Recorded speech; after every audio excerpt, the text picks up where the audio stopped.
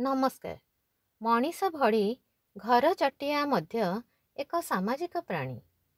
ए पक्षी मध्य जनबसती अंचल रे बसा बांधी थांती। किछि वर्ष पूर्वरु आमे घर चटिया को गाँ ठारो सहर पर्यंत सबु जगारे देखिबाको पाउथिलु। किंतु वर्तमान समय रे गाँर चाल छपर पक्का घर रूप नेलानी। आउ सहर रे उच्चा उच्चा कोठा मुंड टेकी छिड़ा हेलानी। मनीष तार स्वार्थ पई निकटरे थिबा गच्छ सबु काटिबाको लागिचे। बदलुथिबा परिवेश जोगु एही सुंदर छोट चढ़ेईटी बासहरा होई जाइचे। क्रमशः एहार प्रजाति कमी कमी विलुप्त हेबाकु जाउचे। पुणी थरे एमानंकर वंशवृद्धि करिबा निमंते समग्र विश्व उद्यम करुचे। सेथि निमंते मार्च मास 20 तारिख को आमे विश्व घर चटिया दिवस बा स्पैरो डे रूपे पालन करुचो।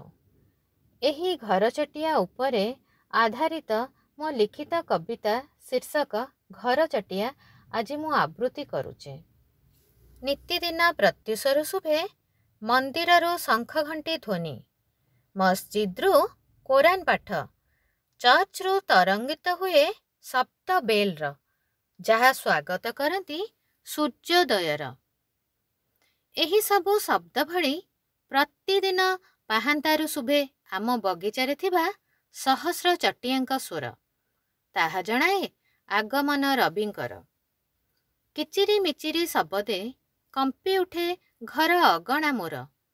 धन्य मणे सृष्टि विधातार, कड़ा माटिया मिशा चटिया रंग, छोट शरीर पुणी सूक्ष्म अंग। बगीचार समस्त चढ़ेई निज निज कार्य चल चंचल करती कोलारब तासह खूब तत्पर। एही क्षुद्र पक्षी को देखि व्यस्त मु मध्य अलसपण करी दूर होई थाए प्रस्तुत। सूर्यास्त समय हुए निकट, प्रत्यावर्तन करती पक्षी समस्त। माँ चटियाटी शाबक मुखे दिए दानाटिए। एही दृश्य देखी मनरे जात मातृत्व भावना हुए जाग्रत।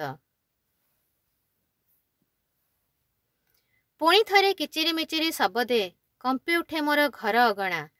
प्रदोषर आगमन सह आंब गछे प्रत्येकटी चढ़ेई हुअंती अदृश्यमान। ता सह कोलाहल शब्द होई जाए विलीन। धन्यवाद।